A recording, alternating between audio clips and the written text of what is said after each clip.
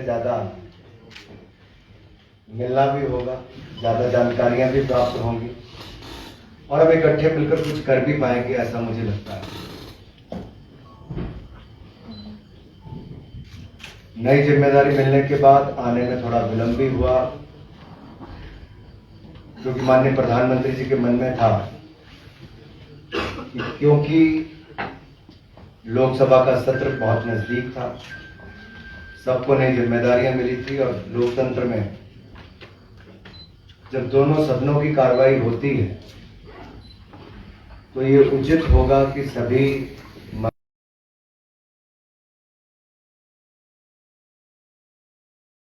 मंत्री जनता से जुड़े हुए विषयों पर विस्तार में अपनी बात रखें और सरकार की नीति और कार्यक्रमों को भी जन जन तक पहुंचाएं। लेकिन जैसे ही सेशन खत्म हुआ वैसे ही सभी मंत्री अपने अपने राज्यों के या कुछ दूसरे राज्यों में भी अलग अलग संसदीय क्षेत्रों में गए। मेरा भी ये 5 दिन का दौरा, पहले 3 दिन का प्रस्तावित था, लेकिन फिर बाद में 5 दिन का दौरा बना, ताकि चारों संसदीय क्षेत्र 623 किलोमीटर इन सब में होते हुए चारों लोकसभा के 37 विधानसभा क्षेत्रों को टच करेंगे। 8 जिले इसमें कवर होंगे और लगभग 90 कार्यक्रम इसमें होंगे। हालांकि हमीरपुर संसदीय क्षेत्र के लोगों की इच्छा थी कि वहां से शुरुआत हो, लेकिन तय ये किया गया कि प्रदेश की राजधानी में पहले आएंगे, आप सबसे मिलेंगे। और कल से ही जब चंडीगढ़ में मैं सुबह 4:30 बजे पहुंचा तो हिमाचल भवन का भी जो रिसेप्शन का हॉल है, आप सबने देखा ही, वो भी छोटा पड़ गया, बाहर भी छोटा पड़ गया। तो ये अपने आप में दिखता था कि प्रदेश के लोगों में इंतजार जरूर था, देरी जरूर हुई आने में, लेकिन प्यार, स्नेह, आशीर्वाद की कोई कमी नहीं। परवाणु बैरियर पे भी, परवाणु में भी जब हम एंटर किए तो प्रदेश अध्यक्ष जी साथ में थे, डॉक्टर राजीव सहजल जी साथ में थे, आदरणीय सुखराम चौधरी जी साथ में थे, राजीव बिंदल जी साथ में थे, पार्टी के नेता बाकी भी थे। भारी बारिश के बावजूद भी कोई वहां से हटा नहीं, सब वहीं पर बने रहे। मैंने बहुत सारे कार्यक्रम देश भर में युवा मोर्चा के अध्यक्ष के नाते भी किए। हिमाचल प्रदेश के तो लगभग हर जिले में ही कार्यक्रम किए हैं। ये एक अलग सा उत्साह था, भावुकता भी थी, गर्मजोशी भी थी। बुजुर्ग जो थे वो थोड़े भावुक थे, बुजुर्ग में जो वरिष्ठ कार्यकर्ता थे या जनता थी वो थोड़ी भावुक भी थी, प्रसन्न भी थी। युवाओं में, महिलाओं में बहुत उत्साह देखने को भी मिला। और कहीं ना कहीं कल मैं भी थोड़ा ज्यादा भावुक रहा, क्योंकि मेरा अपना संसदीय क्षेत्र नहीं था। यहाँ के कार्यकर्ताओं ने, आम जनता ने जिस तरह से स्वागत किया वो शायद मेरी उम्मीदों से भी बहुत ऊपर था।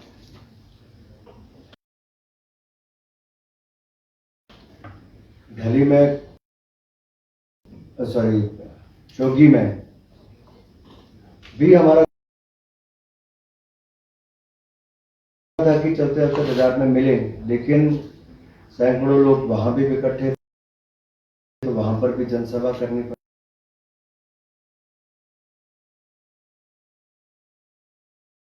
जनसभा में उनको संबोधित करना पड़ा। शिमला में भी हालांकि 3.5-4 घंटे हम लोग लेट हो गए, लेकिन उसके बावजूद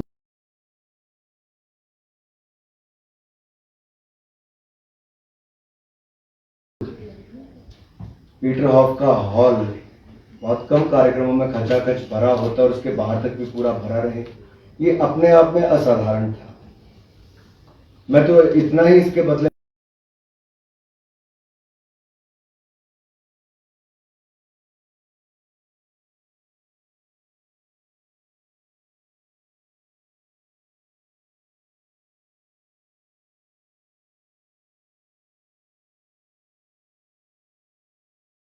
मैं कहूंगा कि ये जो प्यार, आशीर्वाद, ये जो हिमाचल प्रदेश की जनता ने दिखाया है, ये मैं अपने साथ अपनी स्मृतियों में तो लेके ही जा रहा हूँ, जो के जा रहा हूँ, लेकिन एक विश्वास भी दिला रहा हूँ। जो विश्वास मोदी जी ने दिखाया है हिमाचल की जनता ने, इस विश्वास को और मजबूत करना है। पिछले 2 वर्षों में भी वित्त मंत्रालय के माध्यम से जो भी हिमाचल प्रदेश के लिए संभव हो पाया वो भी किया। 3 तो हमने बजट ही दिए थे, उसके अलावा 6 मिनी बजट दिए जब आपदा का समय आया। जी ने जो दिन रात काम किया उसका मैं साक्षी हूं, क्योंकि 3-4 लोग जो उन मीटिंगों में बैठते थे उसमें एक मैं भी था। देश के प्रति जो उनका समर्पण है वो मुझे लगता है वो बहुत एक अलग लेवल पर है। बनाना ये केवल एक स्लोगन नहीं, इसके लिए हर सेक्टर में वो प्रैक्टिकल पॉसिबिलिटीज क्या क्या है उसको देखकर काम करते हैं। मुझे भली भांति याद है कि जब ये एक ही आदमी का काम है, बाकी लोग इतना मत हिलिए,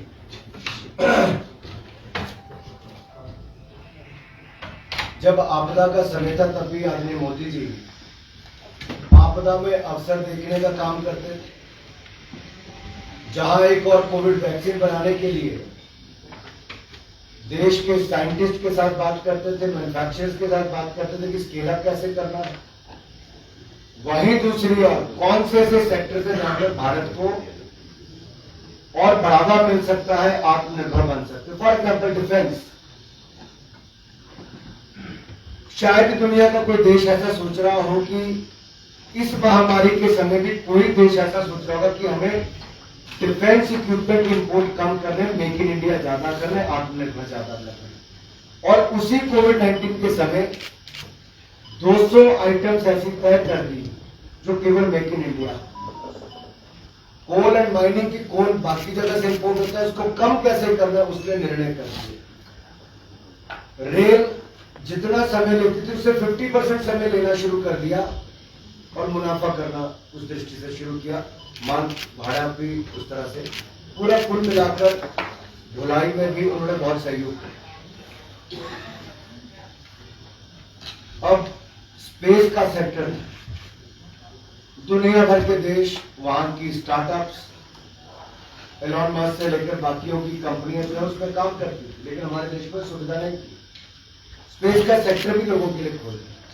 आज आप विश्वास मानिए इतने लोग उसमें अपना इंटरेस्ट दिखा रहे हैं जिसकी शायद हम लोग कल्पना नहीं कर सकते। तो कुल मिलाकर एक ऐसे नेता के साथ काम करने का मौका मिल रहा है जो विजनरी है। भारत को अमृत महोत्सव, आजादी के 75वें वर्ष में जहां एक जन भागीदारी से जन आंदोलन बनाने के लिए वो समाज को जोड़ने का काम कर रहे हैं, वहीं पर 75वें वर्ष में संकल्प लेकर शताब्दी समारोह तक 100वें वर्षगांठ पर सिद्धि करने का भी एक रूट बना रहे हैं, एक रोड मैप बना रहे हैं। मैं तो आपसे लेटर नोट पे साझा कर सकता हूं, क्योंकि जब मैं मंत्री बना उसके साथ साथ ही ओलंपिक्स शुरू होने लगे। मैं खेलों के साथ तो साल 2000 से जुड़ा हूं, 21 वर्ष मुझे हो गए। प्रधानमंत्री पहले के भी बुलाते थे, औपचारिकता होती थी, आते थे, चाय पीते थे, गपशप फोटो चले जाते। आपदा के समय भी प्लेयर्स के साथ वर्चुअल रूप से जुड़ना, उनके परिवारों से बात करना, यहां तक जानकारी रखना कि किसको क्या इंजरी हुई थी, उसको कितना सुधार हुआ, कौन उसका कोच है, क्या वो खाते हैं। ये आम बात नहीं है, हम लोग इसको ज्यादा बहुत केवल नोटिस नहीं करते, लेकिन ये सोचने वाली बात है कि देश का प्रधानमंत्री, 135 करोड़ की आबादी के देश का प्रधानमंत्री, 128 मेंबर्स का कंटिंजेंट जो आज का सबसे बड़ा गया, उसके प्लेयर्स के बारे में भी जानता है। फिर उनको कहता वापस आओगे तो मिलेंगे, ना केवल मिले, लाल किले पर बुलाया भी। वो उनको एक ब्रांड एम्बेसडर के रूप में देखते हैं। होड़ लगी थी लोगों की अनाउंसमेंट करने के, इस खिलाड़ी को ये तो वो तो देना चाहिए, लेकिन देश के प्रधानमंत्री ने उनसे मांगा। मुझे भी लगा अचानक से कि एकदम से प्रधानमंत्री ने कहा कि आप सबसे कुछ मांग सकता हूं, तो मांगा भी क्या कि जो हमारे आज के बच्चे हैं वो कुपोषण का शिकार हैं। We have to look after the malnourished children. Well, that's a big challenge for India, and not only the 112 aspirational districts. It should be a mass movement, more awareness, and they requested these Olympians to go and visit at least 75 schools. Tell children what they should eat and how to stay healthy and how to stay fit. तो एक स्वस्थ और सशक्त भारत के निर्माण के लिए भी ओलंपियंस को एक ब्रांड एम्बेसडर के रूप में उन्होंने इस्तेमाल करने का काम किया। और हमारी इसके बाद अगली कैबिनेट बैठक हुई तो वहां पे यहाँ पे भी अनौपचारिक तौर पर उठते उठते कहा कि आपको यानी कि सुमित्रा जी को, मुझे, हम लोगों को तैयार करके देना है कि किस क्षेत्र में कौन बच्चों को, हर किसी की अपनी, हिमाचल में कुछ और खाते हैं, केरल में कुछ और खाएंगे, पूर्वोत्तर में खाने की अलग अलग डिशेज हैं, तो उस दृष्टि से भी प्लान करने के लिए कहा गया कि क्या क्या करना चाहिए। यानी कि उनके कुछ भी बात एक स्लोगन नहीं है, उसको लागू करने के वो इतनी गंभीरता से गहराई में जाते हैं, ये बहुत सीखने को उनके साथ मिला। दूसरा, खेल भावना को या खेल को और प्रमोट करने के लिए स्कूलों में जाके खेले भी, उस बच्चे को याद रहेगा भारत का वो खिलाड़ी जो ओलंपियन है वो मेरे साथ आकर खेले। जहां तक विकास की बात है, कोविड के समय हम सब लोग मिल रहे हैं, दुनिया के कितने देश 55 करोड़ वैक्सीन दे पाए। अगर आज आप देखेंगे तो भारत एक ऐसा देश है जिसने मेक इन इंडिया वैक्सीन दी और 55 करोड़ वैक्सीन दी, देश के हर राज्य को देने का काम किया। 35,000 करोड़ रुपया वैक्सीन के लिए हमने बजट में प्रावधान किया। यही नहीं, पिछले साल 94,000 करोड़ रुपया बजट था, 94,000 करोड़ रुपीज, जिसको बढ़ाकर हमने 2,23,000 करोड़ रुपया कर दिया।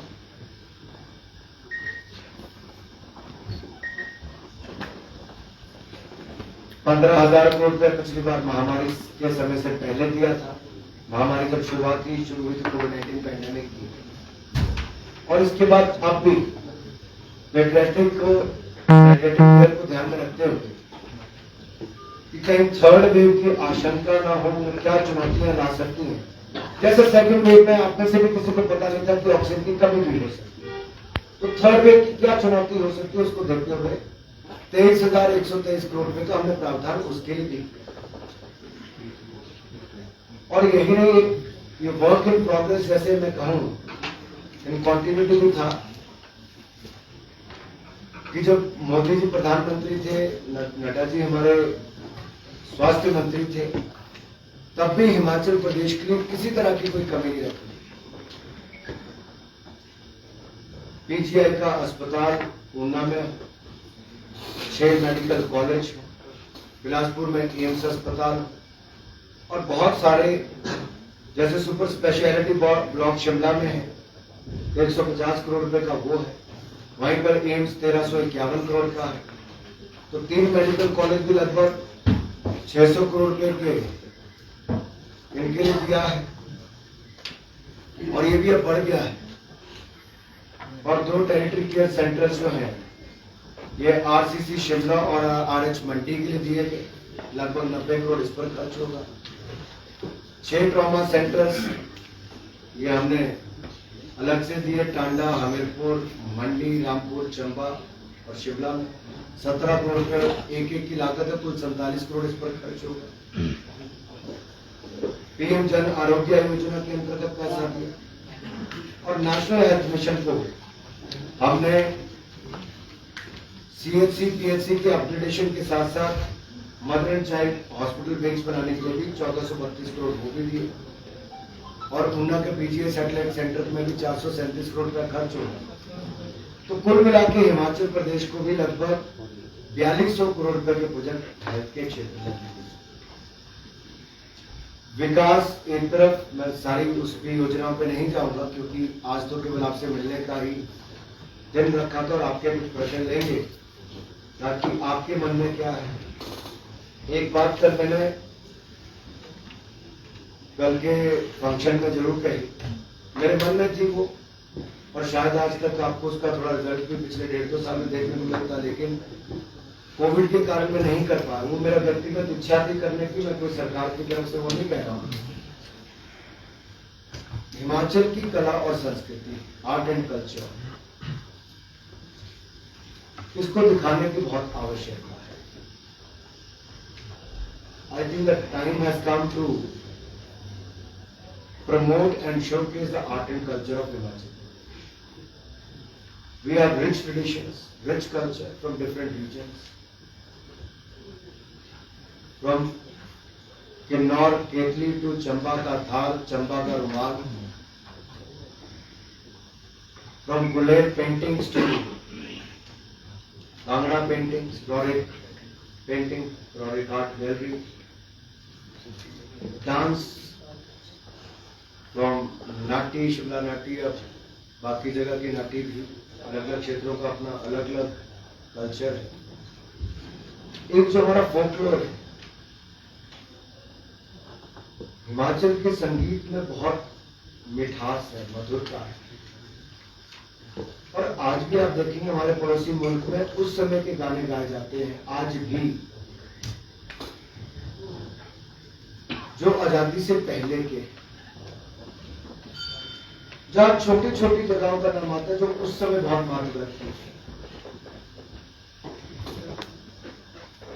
चंबा, नूरपुर से लेकर बाकी सब जगहों के नाम, नदौन से लेकर भी, मैं कभी आप YouTube पर जाकर देखें उन गानों को सुनेंगे तो अपने आप में लगता है कि हमने खोया क्या है, ये तो हमारी विरासत थी, इसको तो बड़ा बनाना चाहिए था।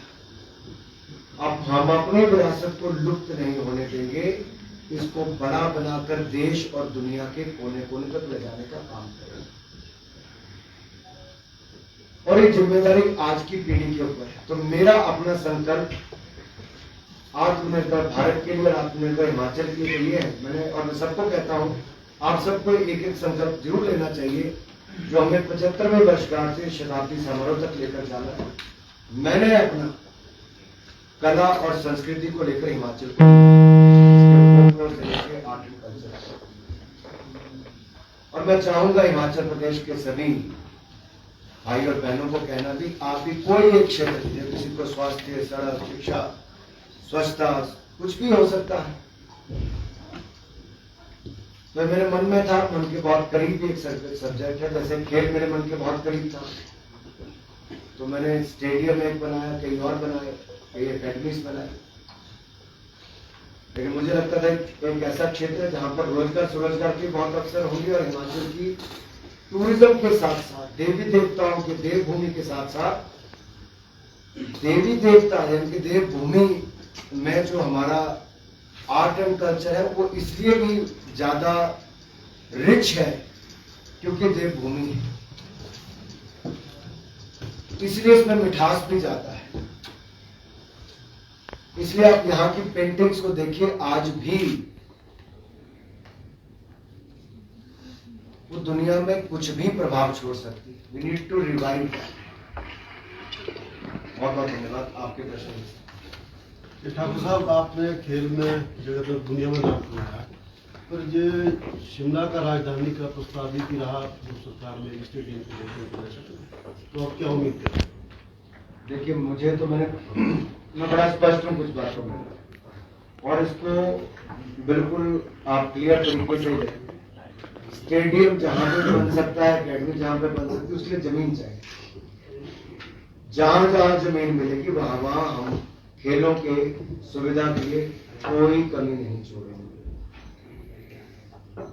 और शिमला में एक्टिविटीज ज्यादा हो, शिमला में टूरिज्म प्रमोट हो, शिमला एक हब बने एक्टिविटीज का, उसके स्टेट ऑफ द आर्ट कुछ ऐसा बनना चाहिए जिसके लिए लोग यहाँ पर आकर्षित हैं और वो तय करना है यहाँ पर क्या हो सकता है। और मुझे लगता है कुछ बातों पर राजनीतिक दलों में केवल कटाक्ष करने की ही ना रह जाए, हिमाचल के हित में हम क्या ला सकते हैं। जैसे हम एम्स लाते हैं, पीजीआई लाते हैं, मेडिकल कॉलेज लाते हैं, सेंट्रल यूनिवर्सिटी लाते हैं, ट्रिपल आईटी, एनआईटी लाते हैं, एजुकेशन के लिए लाते हैं, हेल्थ के लिए लाते हैं, तो स्पोर्ट्स के लिए क्यों? अगर एक स्वर के साथ वो बात कीजिए कि करना है हिमाचल के हित में, तो कौन रोक सकता है? और इससे बड़ा अवसर कब होगा? और मुझे लगता है ऐसा कुछ बने कि दुनिया देखने उसके लिए आए, खेलने तो आए, देखने भी आए। आज धर्मशाला स्टेडियम में आपसे शेयर कर लेता हूं, कम से कम 5 लाख लोग केवल साल के धर्मशाला स्टेडियम को देखने आते हैं, कम से कम 5 लाख।